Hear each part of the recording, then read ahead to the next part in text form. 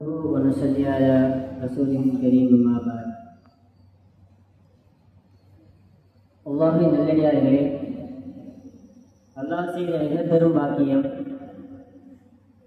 வெளியில் உள்ள மக்கள் எத்தனையோ பேர் இந்த பொன்னான நேரத்தை வீணாக கழித்துக் கொண்டிருக்கக்கூடிய அந்த நிலையில் அல்லாஹ் சுப்ஹானஹு வ தஆலா சில கூட்டத்தார்களை மட்டும் அவனை துதிப்பதற்கு தேர்ந்தெடுத்த அந்த கூட்டத்தில் நம் அனைவரையும் ஆக்கி அருள் புரிந்திருக்கின்றான். அல்ஹம்துலில்லாஹ்.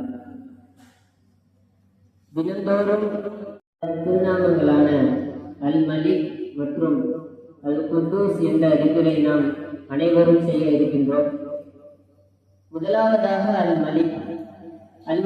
பொதுவாக இந்த உலகில் அரசர்கள் என்றால் மக்கள் அந்த அரசரிடமிருந்து என்ன எதிர்பார்க்கின்றார்களோ, அந்த மக்களுக்கு என்ன தேவை, உணவாக இருக்கட்டும், உடைமையாக இருக்கட்டும், என்னென்ன தேவை இருக்கின்றது என்று மக்களிடம் கேட்டு தெரிந்து மக்களை புரிந்து அதை நிறைவேற்றுபவர் இந்த நாட்டுடைய அரசர்.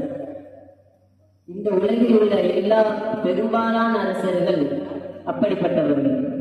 ஆனால் என்றாலும் அல்லாஹ் சுப்ஹானஹு வ தஆலா அந்த அல் மலிக் என்ற அல்லாஹ் சுப்ஹானஹு வ தஆலாவை குறிக்கக்கூடிய அந்த இஸ்மாகிறது எப்படிப்பட்டது என்று சொன்னால், நாம் யாரும்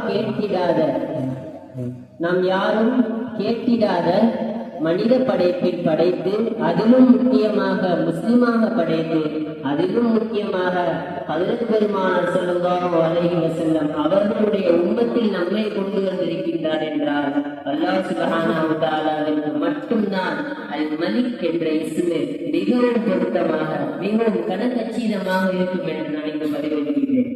அது மட்டுமல்லாமல் அல் மலிக் ஆட்சி செய்யக்கூடியவர். ஒரு நாள் ஹஜ்ரத் மூஸா அலைஹிஸ்ஸலாம் அவங்க அல்லாஹ்ட்ட கேட்கிறாங்க, யா அல்லாஹ், இந்த உலகத்துல எல்லா ஜீவராசியாக இருக்கட்டும், மனித படைப்பாக இருக்கட்டும், விலங்காக இருக்கட்டும், பறவைகளாக இருக்கட்டும், எல்லா ஜீவராசிகளுமே ஓய்வு எடுக்கும். ஆனா நீ மட்டும் ஏன் ஓய்வு எடுக்க மாட்டேங்க அப்படின்னு அல்லாஹ் சுப்ஹானஹு வ தஆலாட்ட மூஸா அலைஹிஸ்ஸலாம் கேட்டாங்க.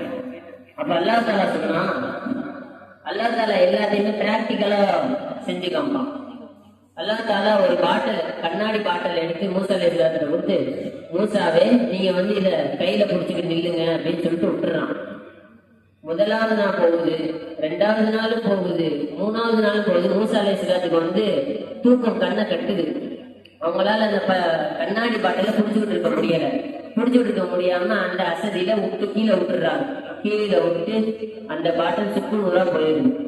அப்ப அல்லாஹ் தஆலா கேட்கிறான், மூஸாவே நான் உங்கள்ட்ட கையில ஒரு பொருளை கொடுத்துறேன், அது எங்க அப்படின்னு கேட்கும் போது, யா அல்லாஹ், எனக்கு 3 நாளுக்கு மேல தாக்கு பிடிக்க முடியல, நான் எனக்கு தூக்க பழக்கத்துல நான் விட்டுட்டேன், கீழே உடஞ்சிருச்சு. அப்ப அல்லாஹ் தஆலா சொன்னான், இதே போன்றுதான் நான் ஒரு சனப்பொழுது நான் கண்ணை செய்தேன் என்று சொன்னார், இந்த ஒட்டுமொத்த பிரபஞ்சமும் என்ன ஆயிரும், சுக்குநூறாயிரும். அதனாலதான் எனக்கு எந்த ஓய்வும் கிடையாது, எந்த ஒரு தூக்கமும் கிடையாது என்று அல்லாஹ் தஆலா சொன்னான்.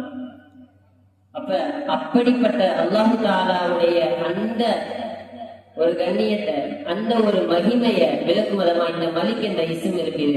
அதே போன்று இந்த மலிக் என்ற ஒரு இஸ்மு பொறுத்தா நமக்கு என்ன தேவை? இந்த உலகத்துல மக்கள் அரசன் எப்படி கேட்பாங்களோ அதே போல நம்முடைய அரசன் அல்லாஹ் சுப்ஹானஹு வ தஆலா இந்த மலிக் என்ற இஸ்மு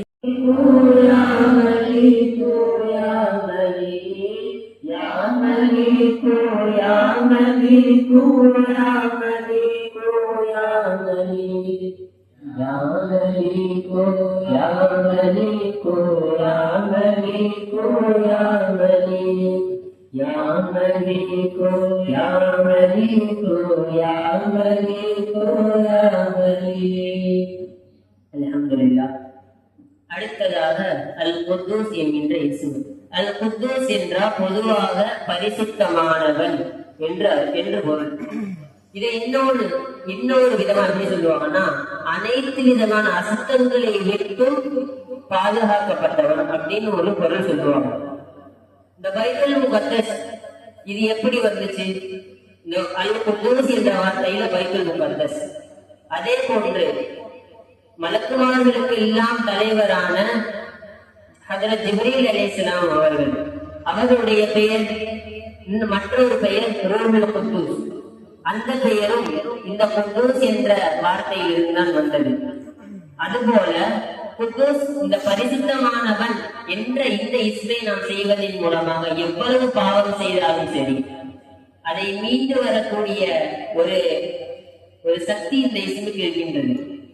எப்படி என்று சொன்னால், இந்த குத்தூஸ், இந்த பரிசுத்தம் என்ற ஒரு வார்த்தையின் மூலமாக நாம் கண்களால் செய்த பாவங்களாக இருக்கட்டும், கரங்களால் செய்த பாவங்களாக இருக்கட்டும், நாவால் செய்த பாவங்களாக இருக்கட்டும், நம் உடல் உறுப்புகள் எந்த உறுப்புகள் செய்த பாவமாக இருக்கட்டும், அதை அந்த கழிவை நீக்கும் விதமாக இந்த குத்தூஸ் என்ற இஸ்ம் இருக்கின்றது.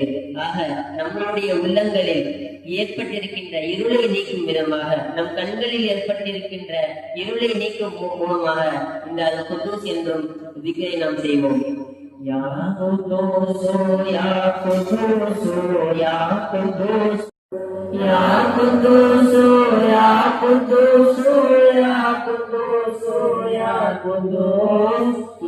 Qudus, Ya Qudus, Ya Qudus, Ya Qudus, Ya Qudus, Ya Qudus, Ya Qudus, Ya Qudus, Ya Qudus. Ya Qudus, Ya Qudus, Ya Qudus, Ya Qudus, Ya Qudus, Ya Qudus, Ya Qudus, Ya Qudus, Ya Qudus, Ya Qudus, Ya Qudus, Ya Qudus, Ya Qudus, Ya Qudus, Ya Qudus, Ya Qudus. Ya Qudus, Ya Qudus, Ya Qudus, Ya Qudus. Alhamdulillah. அல்லாஹ் செய்த மிகப்பெரும் பாக்கியம், அல்லாஹ்வை துதிப்பதற்காக நம் அனைவர்களையும் அல்லாஹ் தஆலா தேர்ந்தெடுத்திருக்கின்றான். இதே போன்று வரும் காலங்களில் அல்லாஹ் சுப்ஹானஹு வ தஆலாவை துதிக்கும் கூட்டமாக நம் அனைவர்களையும் அல்லாஹ் சுப்ஹானஹு வ தஆலா ஆக்கி அருள் புரிவானாக. அது மட்டுமல்லாமல் இதே போன்று அனைத்து இஸ்முகளையும் நம்மளுடைய உள்ளங்களிலும், நம்மளுடைய நாவுகளிலும், நம்முடைய இரத்தங்களிலும் அல்லாஹ் சுப்ஹானஹு வ தஆலா இந்த இஸ்மை உயிரூட்ட செய்வானாக என்று துஆ செய்தவனாக இந்த மஜ்லிஸை முடிவளிப்பது, இந்த நாம் செய்த இந்த இஸ்மை பொருட்டு அல்லாஹ் சுப்ஹானஹு வ தஆலாவிடம் கேட்போம். நம் அனைத்து பாவங்களையும் எப்படி ஒரு அடிமை அவனுடைய அரசனிடம் கேட்பானோ, எப்படி ஒரு இருளடைந்தவன், ஒரு இருளில் மூழ்கியவன் பரிசுத்தத்தை தேடி ஓடுவானோ, அதை போன்று அல்லாஹ் சுப்ஹானஹு வ தஆலாவிடம் நம் அனைவரும் நம்முடைய பாவங்களை மன்னிப்பதற்காக மகஃபிரத்து கேட்டு நம் அனைவருடைய பாவங்களை மன்னிப்பதற்கு அல்லாஹ் சுப்ஹானஹு வ தஆலாவிடம் துஆ செய்ய வேண்டும் என்று கூறி என்னுடைய இந்த சிற்றுரையை முடிவெடுக்கிறேன். வாஹித் தஅவானா அல்ஹம்துலில்லாஹி ரப்பில் ஆலமீன். அஸ்ஸலாமு அலைக்கும் வரஹ்மத்துல்லாஹி வபரகாத்துஹு.